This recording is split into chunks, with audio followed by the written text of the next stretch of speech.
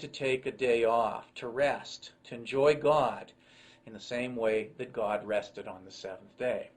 But I have a very challenging question here. Is this a scientific account? Does science unfold in parallel panels? And again, I think you know the answer. Well, let's return to our chart on the back of the handout. With regards to the origin of humanity, evolutionary creationists believe that humanity evolved. During this process, humans began to bear the image of God.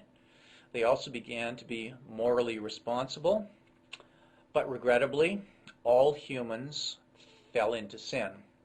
Now, much more needs to be said on this, and in Lecture 13, I will deal a lot more with human evolution from an evolutionary creationist perspective. Evolutionary creationists are conservative Christians. They believe in the incarnation and the resurrection. Their ethics come from the Bible. And to give you a few examples, this would basically be the position of the Roman Catholic Church. And we're seeing today a number of evangelical Protestants going in this direction. And probably your most prominent evolutionary creationist is the former director of the Genome Project, Francis Collins. Deistic evolution is our fourth origins category. Deism is the belief in an impersonal God. That is a God that you cannot pray to. This is a God who won't answer prayer. A way of picturing this impersonal God is this is a God who winds the clock of the universe, in other words, creates it, then sets it down and lets it unwind all by itself without any interference. This God is also known as the God of the philosophers. Regrettably, this view has also been called, and you'll notice my quotation marks, theistic evolution. Technically, the term theistic, as we've noted, comes from the Greek term theos, meaning God. Theism is usually used to talk about a personal God. The God of deism is an impersonal God. Therefore, you're going to have to be careful with the terminology and ask people, what do they mean by theistic? What do deistic evolutionists believe? Well, they certainly believe in plan and purpose in the universe, rooted in this impersonal God.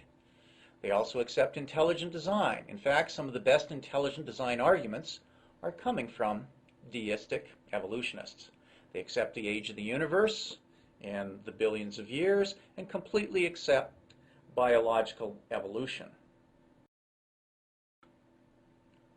When it comes to God's activity in creating the world, they believe God created through indirect natural processes. But you'll notice that these are ordained natural processes, but this God is not in the world to sustain them. This is a God who creates and then turns his back on the universe. With regards to God's activity in people's lives, no, this is an impersonal God. This God never enters the world. Deistic evolutionists would say that the Bible is simply a collection of human beliefs about God. They reject the notion of divine revelation. Why? It's because this God never enters the world. Consequently, this God would not come into the world to inspire prophets and reveal his will to us. When it comes to the interpretation of Genesis 1-11, deists would say that this is simply an irrelevant origins myth, and don't build your worldview upon the principles you find in the Bible. According to deistic evolutionists, humanity evolved, but humans do not bear the image of God, and this view would reject the notion of sin as defined in the Bible. This view of origins embraces the philosophy of deism, and it's worth noting that some forms of liberal Christianity are, in effect, deistic, in the sense that God does not enter the world at all. This view of origins rejects the incarnation and definitely rejects the bodily resurrection of Jesus. With regards to ethics, deistic evolutionists embrace humanism. That is, humans decide what right and wrong are, not God or the Bible.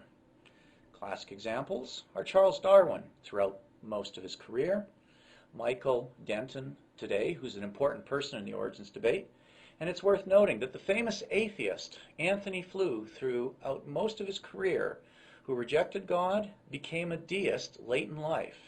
And it was by the examination of the biological evidence in the cell, the amazing complexity and elegance of the cell, according to Anthony Flew, pointed to a divine mind.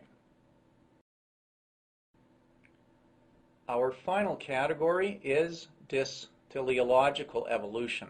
If you'll recall, dysteleology means there is no ultimate plan or purpose in the universe. This position, and you'll notice my quotation marks, is often seen within the popular mind as the evolutionist position.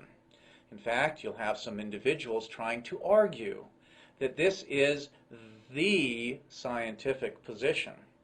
And, of course, it's also known as atheistic evolution.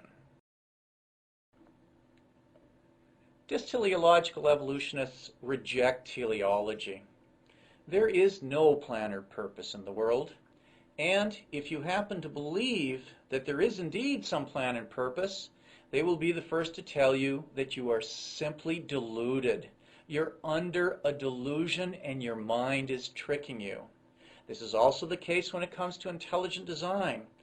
That when you look at beauty, complexity, and functionality in nature, if you think there's some sort of mind behind this, again, you're deluded. You're in a delusion. Your mind is tricking you.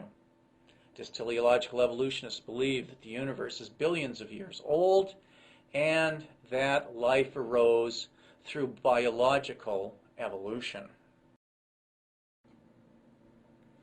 Atheistic evolutionists reject the notion that God created the world. Why? Well, there is no God. God is ultimately nothing but a delusion.